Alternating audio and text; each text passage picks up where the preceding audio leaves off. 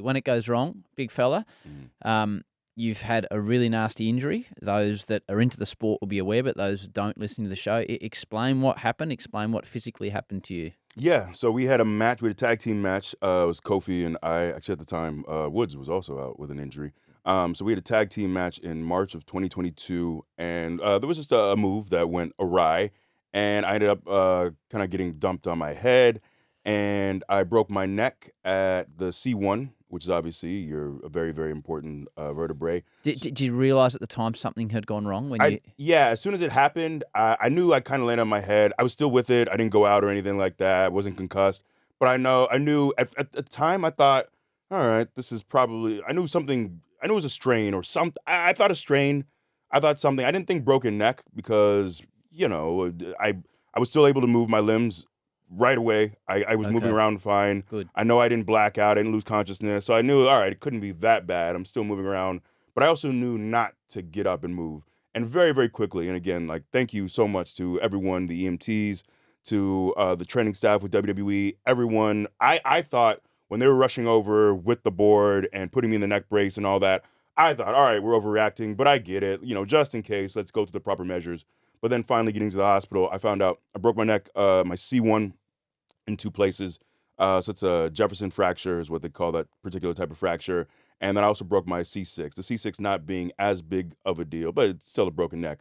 So thankfully for me, we were actually in Birmingham, Alabama. And for us with WWE, Birmingham is where they send everyone. If you have an injury, oftentimes, like that's usually the home. Great, incredible medical staff there. And we have a relationship. We all know Dr. Dugas at Birmingham. So, like, for me, I like thinking of we go to so many different cities, and the fact that it was in Birmingham, and I was able to the hospital was, I think, just a couple miles away, so we were able to get to the hospital very, very quickly. It was very efficient, and I'm so thankful to everyone who was very professional, who handled things immediately and the right way to make sure nothing happened to me. So, yeah, after that happened, I kinda laid out. We were very near the end of the match anyways, and Kofi ended up finishing the match. Everything went down, and as that was happening, they're taking care of me. They get me to the hospital and just kind of waiting to hear what's happened. But knowing that I could move, I didn't think it was that bad. They eventually let me know everything that happened, and we just kind of talked about the next steps and what that would look like. Initially, they told me, it looks like you'll just be in a neck brace for a couple months, and then hopefully you should be good. So the news, coming out of the hospital was really really good. As far as like, hey, there's no ligament damage, Yep. there's no damage to the discs. I've herniated disc in my low back before, and that was excruciating. I had none of that pain, so I was so thankful. I had no nerve pain, no function issues, none of those things. Even when my neck broke, there was no displacement because one of the things that I eventually had a doctor's appointment a week or so later in Tampa, and they told me, if one of those bones had been displaced and wasn't able to heal like together, they would have had to probably fuse my neck.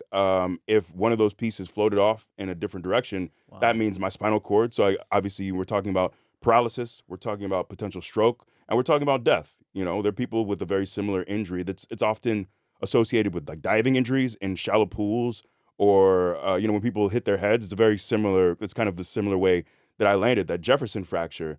And I'm so thankful. Like if that bone was displaced, my life would, if I was still alive, would look very different. So for me, honestly, it was like best case scenario for the way I broke my neck.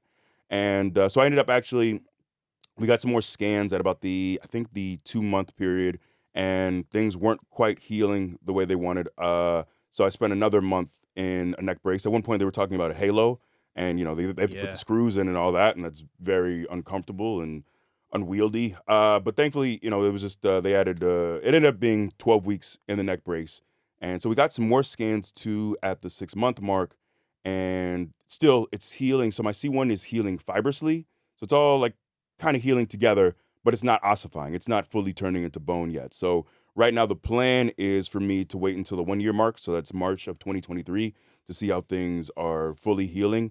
But for me, man, a lot of people, thank God, have they've checked in and asked like, how are you doing mentally and Yeah. whatnot. And honestly, I have been great. I know it sounds like this should be the hardest year of my life, and actually was an amazing year. I had a really really great year, And I owe that to a lot of people. For one, Kofi and Woods are the best partners possible. We call each other brothers. We tell each other we love you all the time.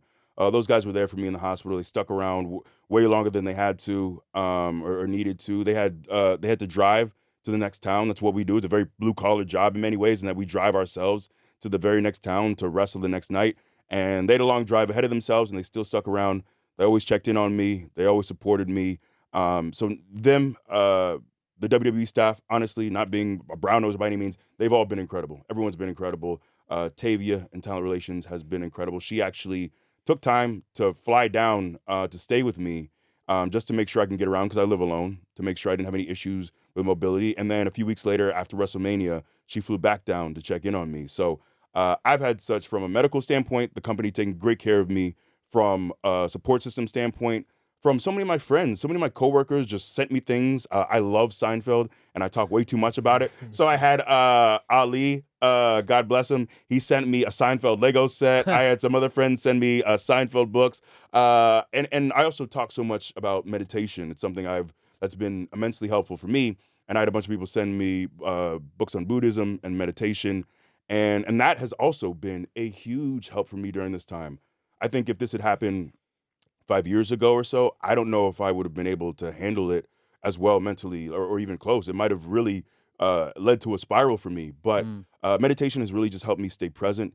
It has helped me to just be grateful. I'm so grateful. That was my big thing. My takeaway wasn't, woe is me, or why did this happen to me, or like my career. It was, I am so thankful that I'm still here, that I'm still alive. I can use my limbs. I'm not in pain.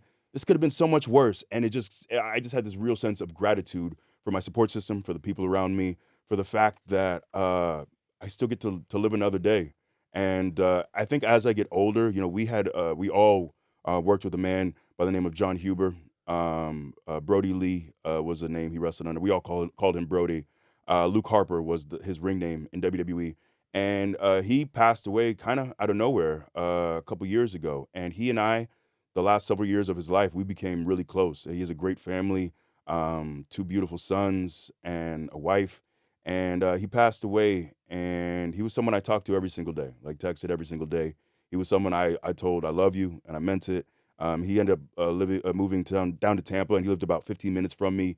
And he was someone that I just kind of thought, like, oh yeah, we're gonna spend the next several decades of our lives Mm. having Sunday dinners, and seeing his kids grow up and doing all those things, and he's just gone. And I think it just reminds you of the impermanence of life, of all this, like everything. It has an expiration date, all of it does. And I think I'm someone who probably thinks about death maybe a little bit too much, but not in a dark way. For me, it just reminds me that because this can all be gone at any moment, to embrace it, to be present, to cherish it. The fact that I was a few days ago, we were at dinner in Sydney, Mhm. and just looking out, and I'm getting to, like, these guys who I call brothers, who I love, who we spent almost a decade together. We're in Australia, getting to have this incredible dinner. Even just being here in this moment in Melbourne with you, just having a Thank you. conversation about life is amazing. I was just a kid from Tampa who was trying to make something of his life. I never foresaw any of these incredible things I've been able to do. So if anything, I didn't walk away, like I said, with any of those woe was me attitudes. And I've never felt that way. I've always just been grateful for all of this. And I'm grateful that, regardless of what happens with my career or anything moving forward, I'm grateful that I got another opportunity to experience life. I'm grateful that you're giving me your time on the Howie Games. I'm really Yeah. grateful.